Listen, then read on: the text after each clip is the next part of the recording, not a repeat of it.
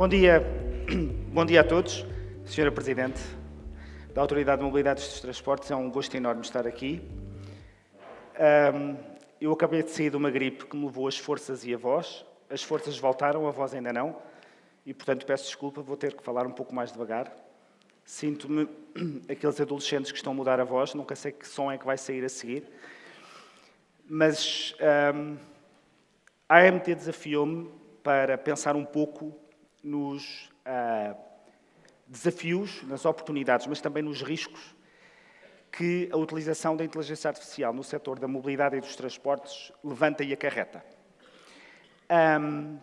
Isto obriga-nos a pensar primeiro o que é a inteligência artificial. Há milhares de definições. Para podermos ter uma ao longo desta nossa conversa, dizer-vos que a inteligência artificial, no fundo, é uma área da computação que cria sistemas que são capazes de replicar a inteligência humana, de executar tarefas que anteriormente estavam atribuídas à inteligência humana. E é essa capacidade de replicar essa inteligência e de aprender com os dados que a alimenta, que lhe permite fazer recomendações, que lhe permite fazer previsões, que lhe permite recomendar tomadas de decisão ou mesmo decisões. E, portanto, quando falamos de inteligência artificial, não falamos da utilização de algoritmos pré-programados, falamos, isso sim, de sistemas, de tecnologias que interferem na nossa realidade, recomendando, decidindo, fazendo uma previsão. Um bom exemplo do que é inteligência artificial pode ser, por exemplo, o Waze ou o Google Maps, aplicações que nós utilizamos no nosso cotidiano e que nos dão o itinerário para o nosso destino.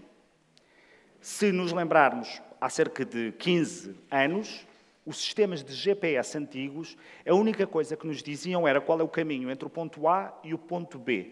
E esse caminho era sempre o mesmo, independentemente das condições de trânsito, das condições de tempo ou das alterações nas vias. Aquilo que o Waze faz é recomendar-nos uma tomada de decisão com base nestes parâmetros e em muitos outros. O GPS estava pré-programado para nos dar uma rota, o Waze recomenda-nos uma rota especificamente para nós, tendo em conta as condições do momento e da via. Isto é inteligência artificial. E se pensarmos um pouco no setor ou no mercado da mobilidade e dos transportes, onde é que nós podemos utilizar esta tecnologia hoje ou prospectivamente no futuro? O caso mais evidente, mais conhecido e eventualmente mais polémico tem a ver com os veículos autónomos ou com a navegação autónoma. Todos conhecemos esses casos, todos conhecemos esses exemplos. E é um ótimo exemplo. Ter um veículo, ter uma embarcação capazes de, na totalidade ou em parte das suas funções de navegação ou de circulação, serem comandadas por um sistema tecnológico, por uma ferramenta e não por nós. Mas há outras áreas, na mobilidade e nos transportes, em que a inteligência artificial tem um papel evidente. Por exemplo, na supervisão e na assistência ao condutor, a capacidade de detectar quando um condutor está cansado, quando já não está a comportar-se com os reflexos necessários e poder atuar nesse momento. Poder fazer assistência ao condutor naquilo que são os perigos que ele vai encontrar. Ou então, ainda na área do transporte rodoviário, a capacidade de prever acidentes, de detectar acidentes e gerir os acidentes.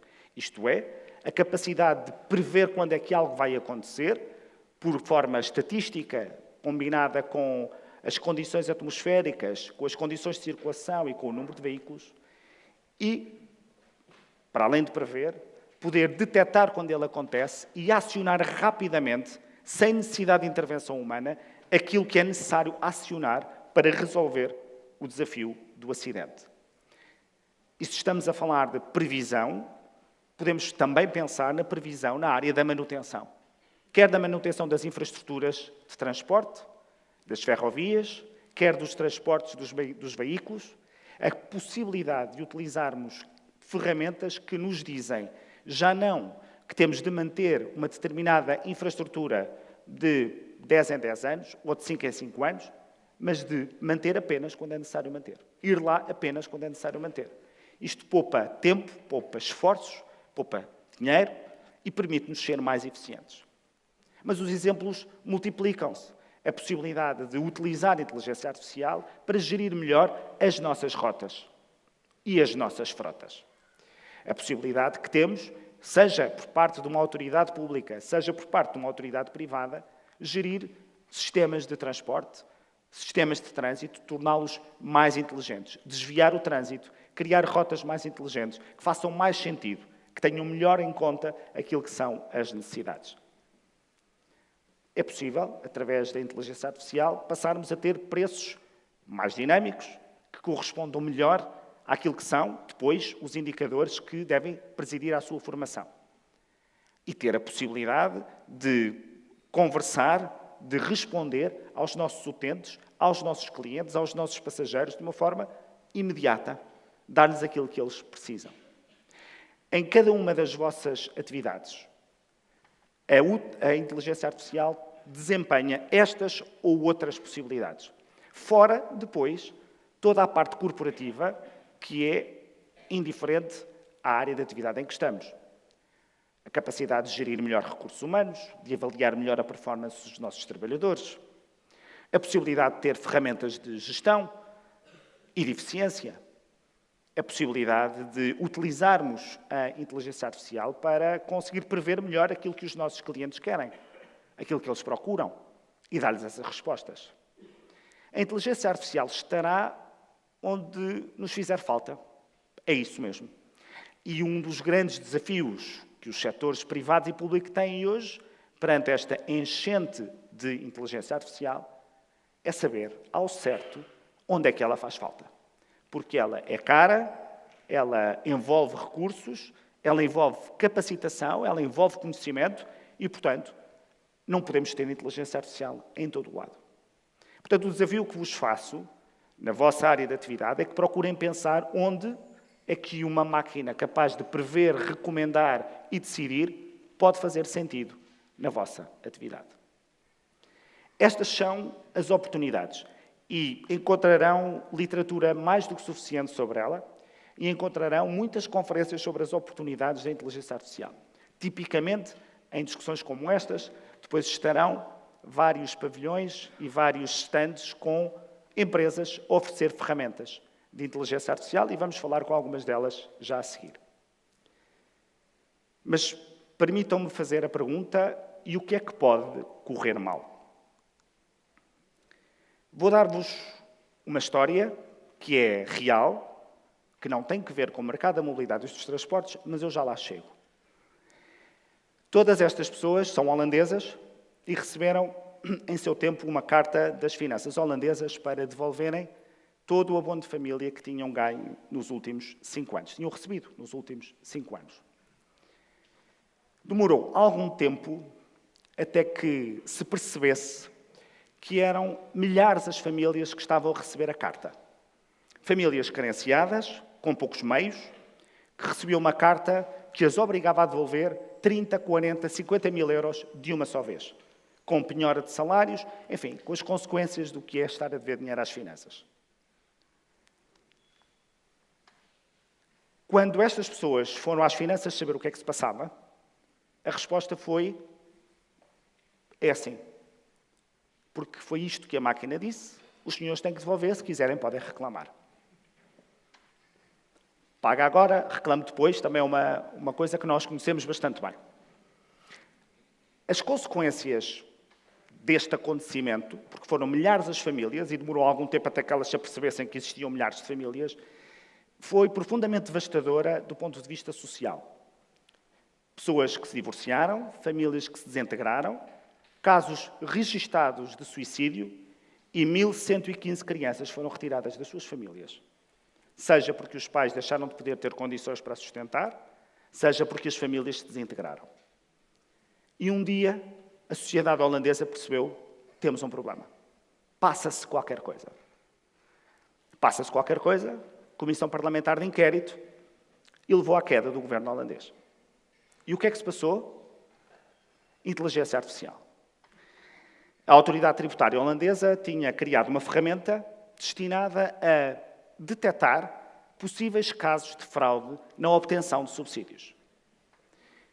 E aquilo que aconteceu foi que uma ferramenta que era destinada a apontar casos de eventual fraude que necessitavam de ser investigados, rapidamente se transformou numa ferramenta que detectava casos de fraude que mereciam ser ativados como tal. Em comum, todas estas pessoas eram imigrantes. O que é que este caso nos diz? O que é que se passou aqui e o que é que correu mal? Houve várias coisas que correram mal. A primeira foi a falta de supervisão humana.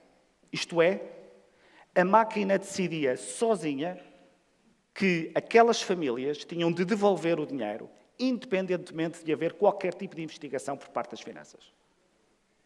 Imaginemos que utilizamos uma ferramenta para decidir quem tem ou não tem passe social, quem tem ou não tem acesso a descontos.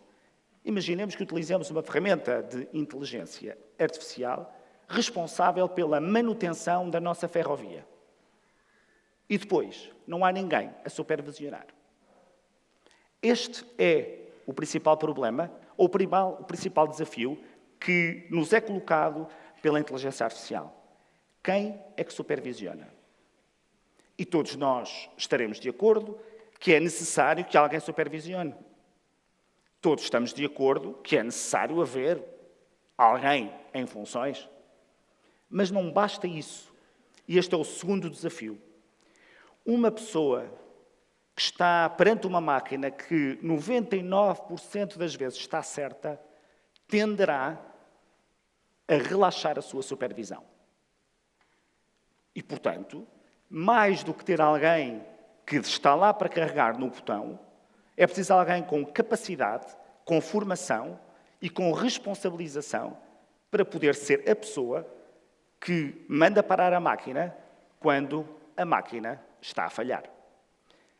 Hoje, não tenho dúvidas que muitos de nós quererão que seja um médico e não uma máquina a fazer-nos um diagnóstico, mas não demorará muito tempo a que nós preferiremos que seja a máquina. E que coragem vai ser necessária ao médico, ou que coragem vai ser necessária a um nosso trabalhador, a um nosso responsável, para dizer que a máquina está errada. A máquina que está sempre certa. Portanto, a supervisão humana é um desafio que não é formal, ele é material. Cada uma das nossas empresas tem que garantir que aquilo que está a ser feito, decidido, recomendado pela máquina, tem uma capacidade de supervisão humana ativa, que pode parar, que pode travar, tem autoridade para o efeito e tem capacidade para o efeito.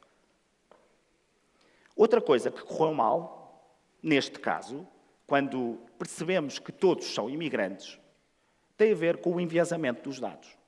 Esse é outro desafio tradicional da inteligência artificial.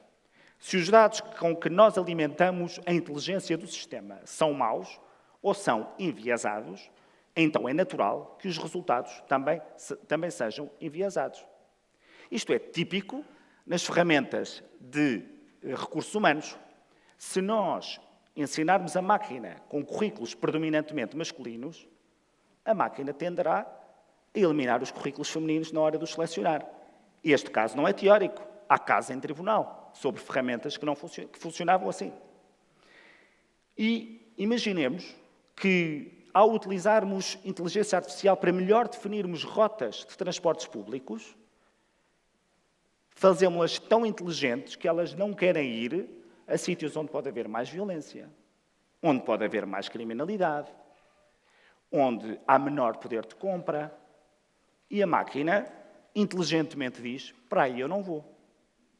Imaginemos que plataformas eletrónicas que prestam serviços decidem discriminar em função do preço, discriminar através do preço, em função de características étnicas ou religiosas.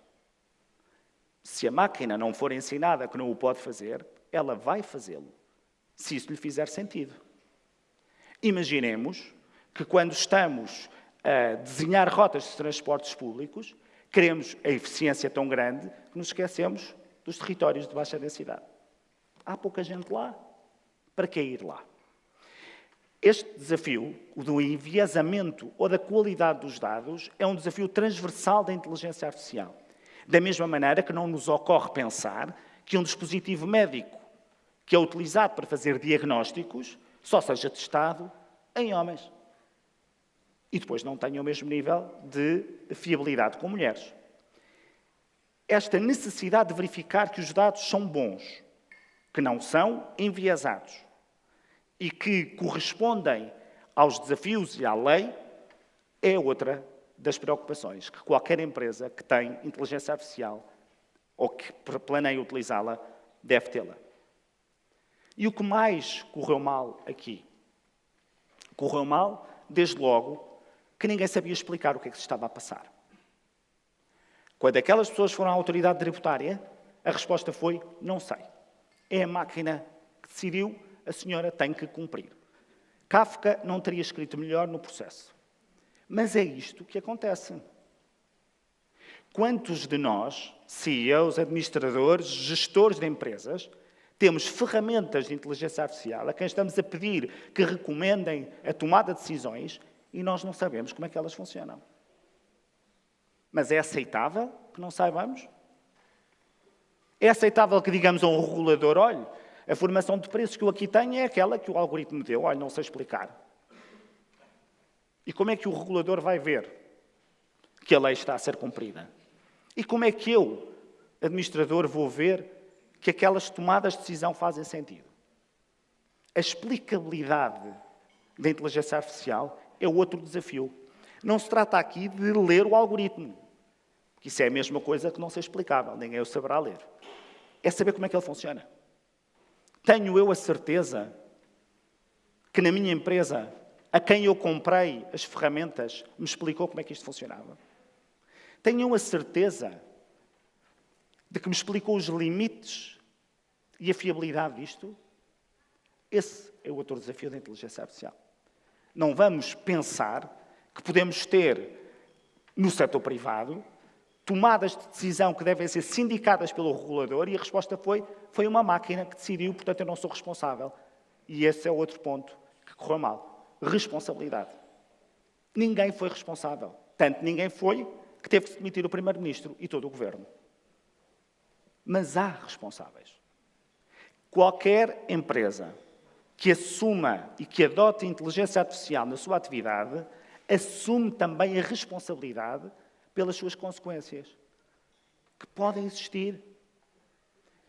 Imaginemos, por falta de resiliência do sistema, que o sistema de gestão de sinalética, de tráfego, rebenta e começa a dar sinais totalmente contraditórios e cria um caos na cidade. Ninguém é responsável? Ninguém é responsável se o veículo autónomo começar a andar sozinho e começar a atropelar pessoas? Ninguém é responsável se, afinal, a manutenção preditiva que eu estou a utilizar não detectou uma falha evidente de segurança na infraestrutura ou no veículo? Como é evidente, quando uma empresa adota inteligência artificial, ela é responsável. Mas não apenas na parte patológica, é na mitigação do risco. Alguém tem de ser responsável pelos sistemas. Alguém tem de ter essa responsabilidade. O governance da inteligência artificial tem que estar criado, tem que existir. E o que mais se passou de errado aqui? Passou-se também de errado aqui que esta ferramenta foi claramente deturpada. A ferramenta tinha uma utilização: detectar eventuais casos de fraude. A seguir, investigue-se. Ela rapidamente foi deturpada pelos seus utilizadores, passou a ser utilizada para outra coisa. Isto é outro dos desafios da inteligência artificial. É saber para que fins é que ela serve e estarmos limitados a esses fins. Conhecer esses fins.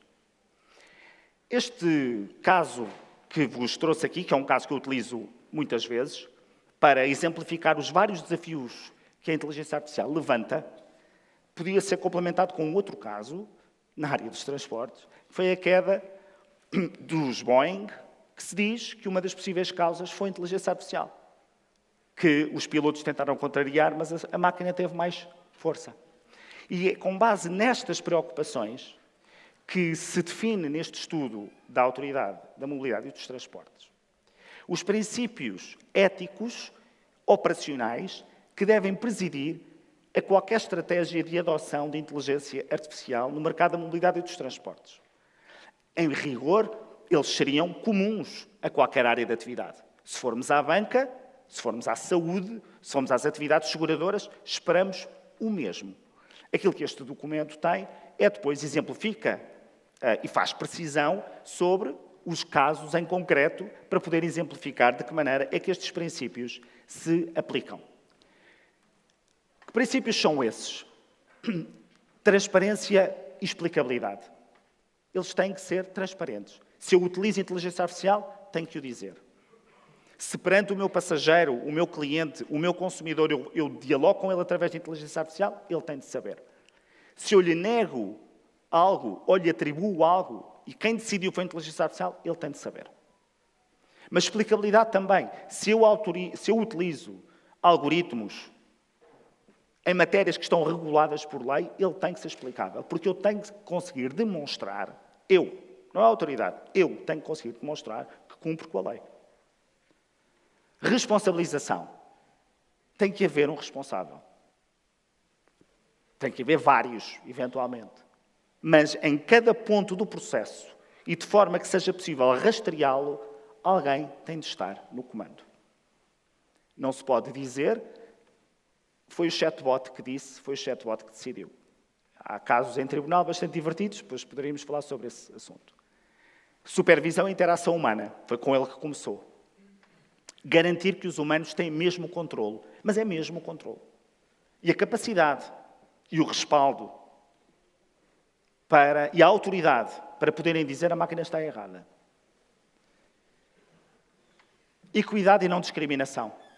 É o problema mais comum da inteligência artificial. E é por isso que na área dos recursos humanos ela é vista com alguma preocupação. Porque ela discrimina da mesma maneira que nós discriminamos.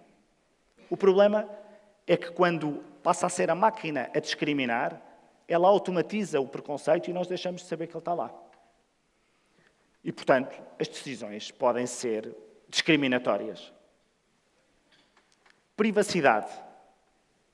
Bom, então na mobilidade e nos transportes, em que, por exemplo, empresas públicas têm total noção do que é que andamos a fazer, a que horas e como é que andamos e o que fazemos, é necessário que os dados que são utilizados para estas ferramentas respeitem para já a conformidade legal do RGPD, mas também que tenham bem ciente o princípio da finalidade e que garantam a anonimização das pessoas. Não é a pretexto de eu querer oferecer melhor serviço às pessoas, utilizar os dados delas para eu vender mais. E provavelmente estamos todos de acordo com isto. Mas quando começa a chegar o dia-a-dia e começamos a pensar nas novas ferramentas que aí vêm, rapidamente somos tentados a esquecer-nos que os dados que temos das pessoas, sobretudo na área da mobilidade e dos transportes, são dados pessoais. Segurança. A cibersegurança é uma preocupação cotidiana, mas aqui é reforçada. Não se trata agora do meu sistema poder ficar em baixo.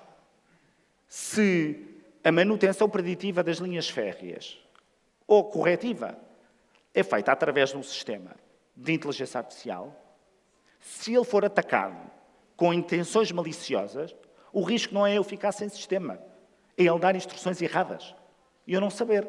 Só vou saber quando há a catástrofe.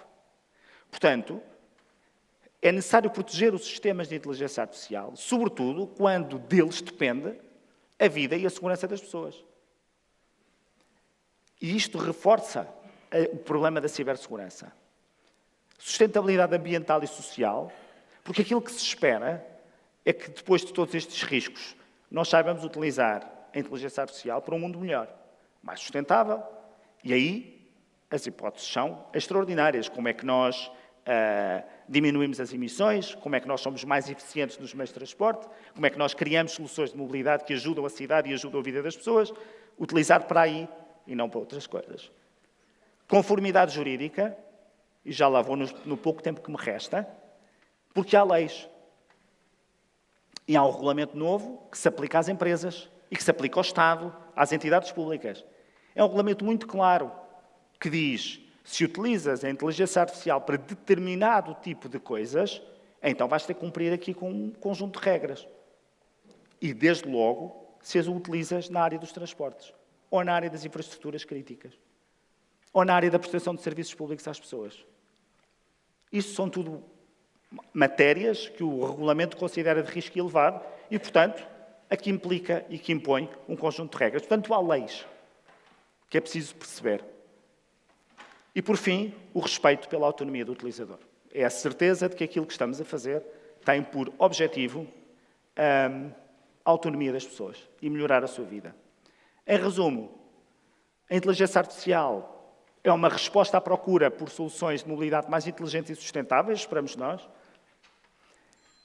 Os riscos são estes que vos disse: a vulnerabilidade dos sistemas, a possibilidade de discriminação, a possibilidade dos resultados serem não fiáveis, porque os dados com que alimentamos a máquina são de pouca qualidade, falta de transparência, darmos monopólio de dados a determinado tipo de empresas, violação de privacidade.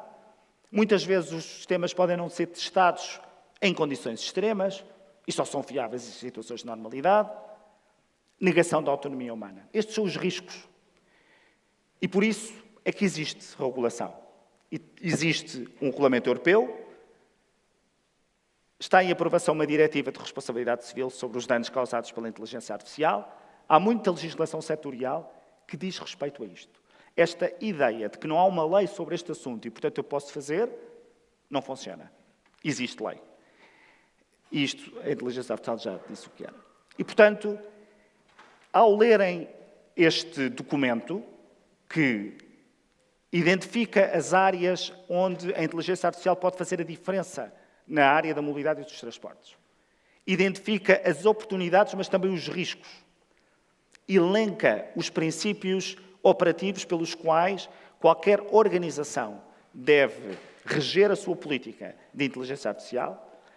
Deste documento consta também um guia com as perguntas que cada um de nós deve fazer no momento de iniciar essa viagem. Definir uma estratégia de inteligência artificial, sim ou não? Definir um responsável, sim ou não? Quem é que garante a qualidade dos dados? Eu verifico a qualidade dos dados periodicamente?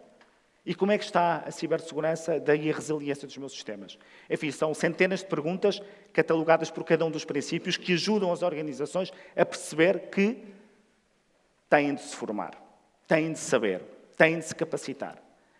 A possibilidade de existirem conselhos de administração de empresas que utilizam a inteligência artificial e não fazem ideia dos riscos que estão a ocorrer e da destruição de valor que podem estar a fazer, a par da criação de valor, é verdadeiramente assustadora. Depois, é necessário que mapeiem todos os riscos. O que é que pode correr mal? E tenham estratégias de mitigação. Este trabalho, que vai agora estar em discussão, foi possível graças ao desafio que me foi feito pela Autoridade de Mobilidade dos Transportes, numa área que tenho trabalhado bastante, mas só foi mesmo possível também graças à colaboração, ao empenho e à dedicação da Autoridade de Mobilidade dos Transportes, que comigo teve um diálogo muito profícuo e profundo para chegarmos a um guia e a um documento que, para além, não se assustem, para além da dimensão ética, que não devia assustar, mas que seja profundamente operativo e que garanta que, a partir de agora, todos saiamos daqui com uma extraordinária vontade de aderir à inteligência artificial. Eu não quero ser pessimista, pelo contrário. Mas com a certeza de que, se o vamos fazer, temos de saber como e para que é que o vamos fazer. E aí sim, a inteligência artificial pode desempenhar mesmo este papel, que é insubstituível, de, em menor tempo, conseguirmos encontrar soluções de mobilidade e transporte mais eficientes, mais sustentáveis e consigamos também com isso atingir os nossos objetivos climáticos. Obrigado.